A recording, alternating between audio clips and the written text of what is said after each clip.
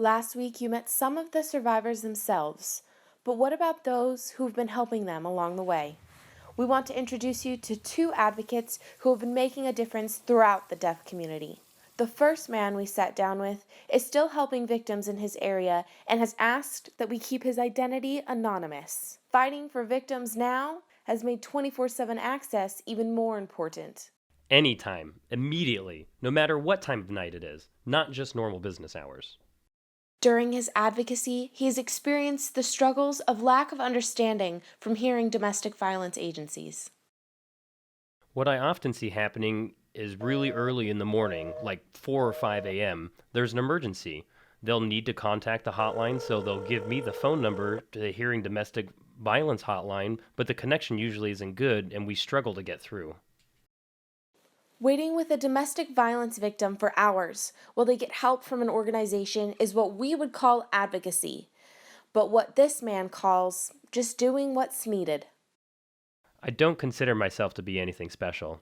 I just want to help and make sure they are safe and know their rights. Give people a place they can come and rest and relax and know that they can always get help from me. As with many advocates, he fell into the role of helping victims because of personal experience. I was a victim a few years ago. Me and my family, we needed help.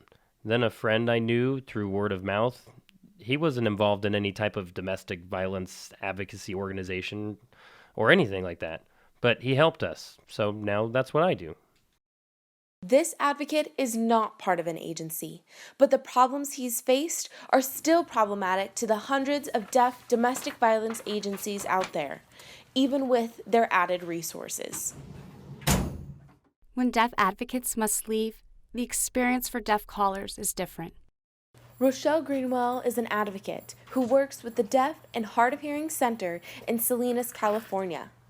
She says that domestic violence victims will struggle without immediate help. The recovery process can be so long for some people. Some never actually recover, or they do, but then they fall back into the same old habits. Deaf people who are forced to use hearing services to get help can have an even worse experience. You end up spending so much time educating hearing agencies about your needs. I need an interpreter. I need this. I need. But then you have no time to process things yourself. For deaf people, direct communication is best. I hope this time our deaf community is able to realize that we must have this. Not maybe or we will someday. We must have this now. I feel that the world ignores deaf people. The most vital part to getting the Who Will Answer campaign started has been the partnership between the Abused Deaf Women's Services and the Communication Services for the Deaf. And if we can get more partnerships with deaf agencies, I think we could easily get the hotline and maybe even expand it into something we didn't realize was possible. But at least we do the best that we can. Next week will be the final story in DHN's month-long extended coverage on domestic violence here in the deaf community.